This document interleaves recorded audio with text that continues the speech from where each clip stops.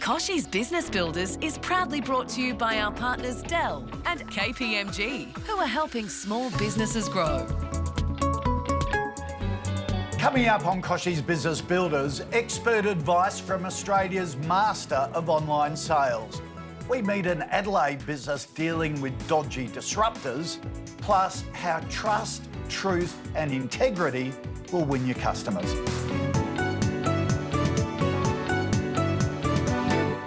G'day and welcome to another episode of Kochie's Business Builders, where we take a look at the issues facing small business owners and come up with practical advice and tips to help you succeed.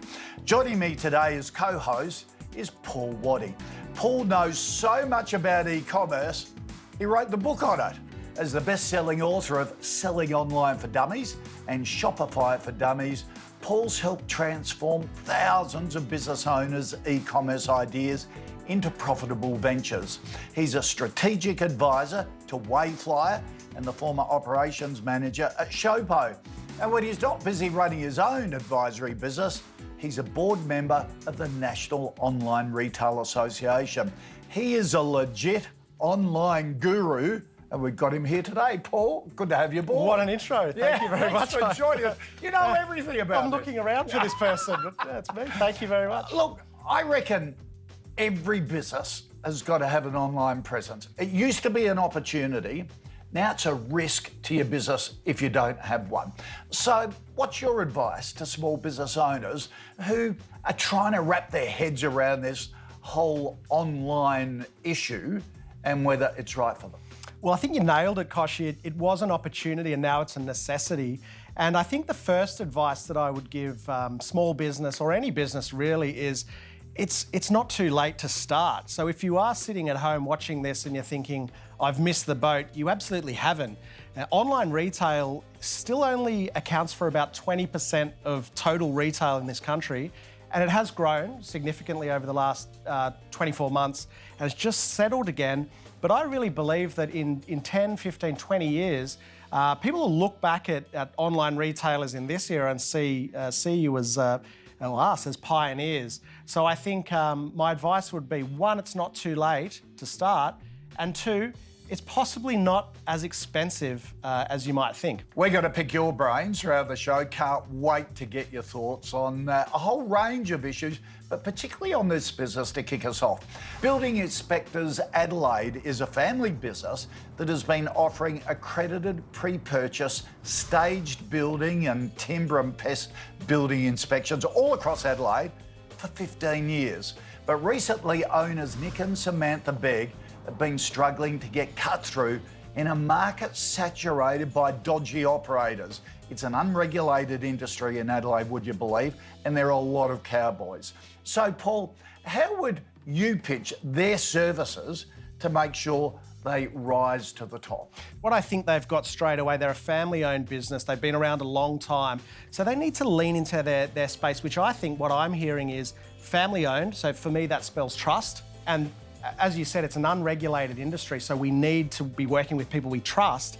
And I think I would be encouraging them to use digital strategies like social media to let people in. Great advice. Well, to help Sam and Nick out, we sent KBB expert and advertising guru Gavin Bender from Nucleus to have a chat and learn more about the challenges they face.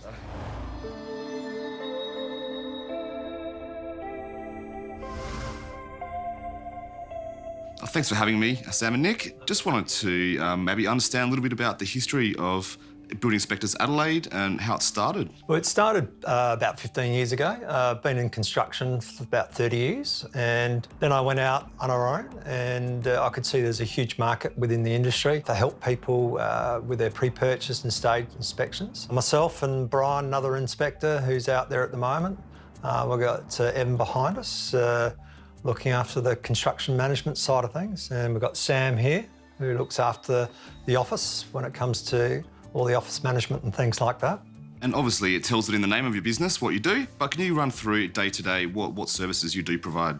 Virtually do pre-purchase building inspection and stage construction inspections. We go out to site, have a look at the building process, produce reports, And this is well with the pre-purchase, pre-auction side of things when people want to buy a property. We go out there, look at the condition of the property and make sure that the house is okay for potential buyers. Now, every business has their unique challenges. Could you run me through perhaps some of the challenges that you face? The biggest thing that we've had an issue with is the industry being unregulated altogether. It's completely flooded the market, which meant that there are a lot of site supervisors that were putting their hammers down and wanting to get into the industry. So not only are we trying to rise above those people that are well and truly qualified to be able to be building inspectors, but also those that are constantly undercutting. So I guess that's the biggest issue that we have, that we're facing at the moment. But it's also about finding the right staff as well. We're having a real problem at the moment with finding staff that meet the basics of, being qualified and meeting our morals and our values as a business as well. So it sounds like one of the big challenges is marketing yourselves as the qualified experts out in the marketplace. How would you approach doing that, and how have you tried doing that in the past? We are members of professional organisations that hold us in high esteem, and we've been trying to replicate that and making sure that people are aware of that on online platforms such as Facebook and LinkedIn, as well as marketing material, so hard marketing material, going through organisations such as your banking and finance people. We've got some really good relationships there. And it's about our relationship with our real estate agents as well, and making sure that they're kept informed with all of the different services, and that we are their number one pick, both locally and within the Adelaide market. So how have you approached the challenge of the industry being unregulated? I think what we've done over the last couple of years is self-improvement. Each year we try and better our licensing, everything else just through qualifications. That's how we sort of get ourselves in front of each of our competitors at this stage. So that's what we're looking for, is someone like yourself, Gavin, to come in and really, pump it up a little bit and get us rocking and rolling in a market that's completely flooded.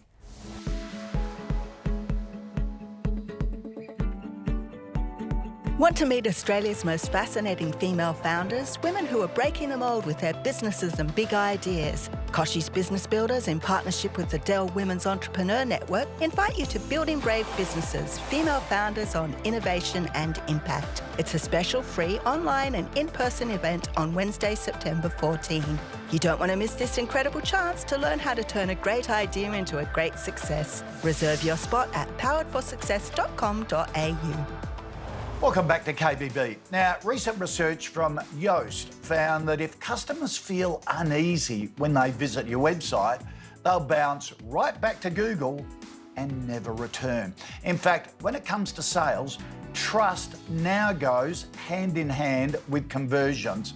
So how can you make your website more trustworthy? Paul, this is right up your alley. What's your advice for businesses to gain trust through their digital footprint? Usually more than 50% of visitors to a site bounce, and bouncing means I don't even click on anything. They land on the homepage, they're off. The key piece of real estate is the first section on the homepage. Now, trust signals are really important. How can they display these trust signals? Reviews. What about the customer experience? I think it's everything. Take the time to appreciate the customer. So going back to reviews for a second, if somebody leaves a 3-star review and says, it was a great product, but the delivery wasn't fast, reply to that review. Yep. Let them know they're being heard so that when the next person's reading it, they know, hey, these guys take it seriously and they will listen. What about the security aspect? You need to have a privacy policy in place that tells people, hey, we respect your privacy and your right to be forgotten if you want to be. And we'll protect you from scammers. And we'll protect you from scammers. Your card details are not stored with us. They're transacted securely using one of the big gateways, and that essentially you can trust us. Thanks, Paul. Some really great tips there. Now, Tracy Sheen is here to walk us through how to do a digital audit on our business to make sure our hardware and software are up to scratch.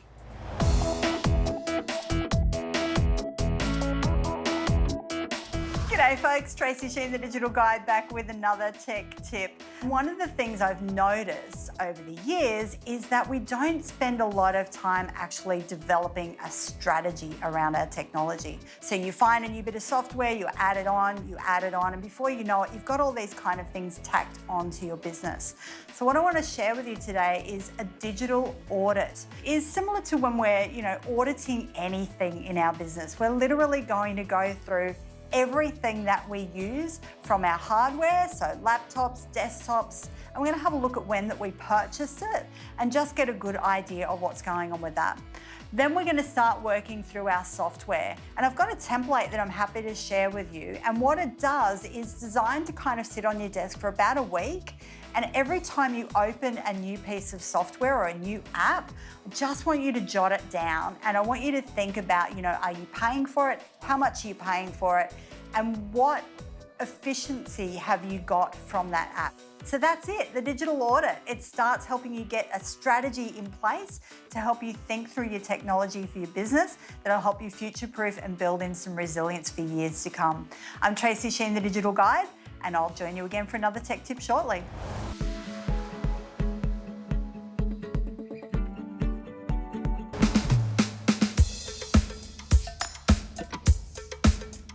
Hi, I'm Carly Shumga, CEO and co-founder of Shouter. I always had ambitions to be successful. I knew that I always wanted to be a woman in business, and I really wanted to get into the advertising industry in the first instance. I did actually get into the advertising industry. I had a very successful career in advertising, but it did take quite a bit of its toll. And while I was on maternity leave, I had the opportunity to work for a startup. That's where I cut my teeth. Wouldn't exactly call startups less stressful than advertising, but definitely it's been a better fit for me culture-wise. Shouter came about because both myself and my co-founder Nick are not originally from Australia. And both of us have got a big community of friends and family overseas. Neither of us could find a way to send a gesture or a gift of any kind to our friends and family overseas without spending a bomb.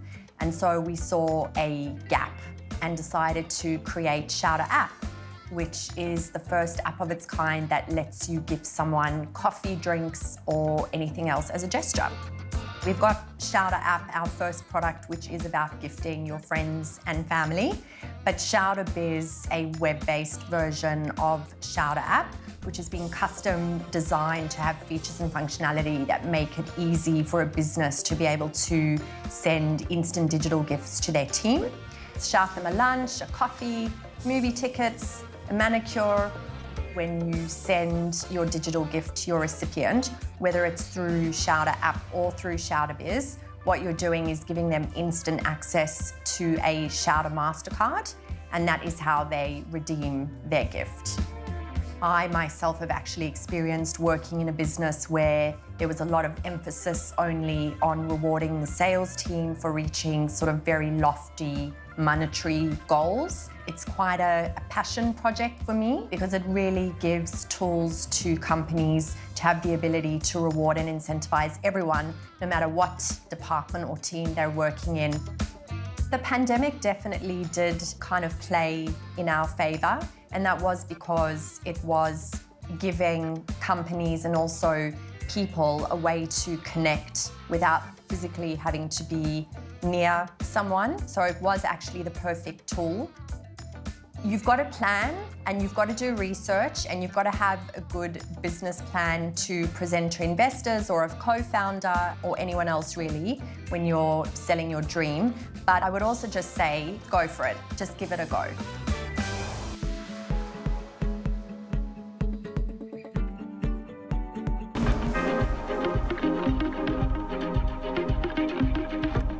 Hi, I'm Fred Trapesta, co-founder of Finder, the global fintech where you can earn 6% in the Finder app. And here are some thoughts on some challenges you might be experiencing right now. I got off the phone the other day with one of my CEOs and he said, man, I've got this massive problem. I said, great, you should be grateful for that. He said, what? I said, yeah, because problems are where the margin exists in businesses. If there were no problems, there'd be no margin, there'd be no money to be made. So you should be grateful for those problems and the problems that your business solves. The other thing I was watching the other day is my son learning to walk. Now he's standing up and he's fallen over, taking some big spills on the ground. I was like, wow. He would just stand back up and go and try and walk again. He's a pretty good walker now. And if you're having problems and you're falling over and making mistakes, that's okay. Get back up, have another go, because right now is an incredible time to launch what it is you're launching and go live. This is that moment in time. And everyone's experiencing problems, that's just normal. That's actually a great opportunity. Margins are out there, mistakes can be made, but you can fix those. It's time to go live. Welcome back to Kochie's Business Builders. Earlier in the show, Gavin Bender from branding and advertising agency Nucleus met with Nick and Sam Begg from Building Inspectors Adelaide to learn about the challenge they face in rising above the pack in an ever-growing industry. Let's check back in as Gavin offers some insights on how to better position themselves on social media and how to really make the most of their digital strategy moving forward.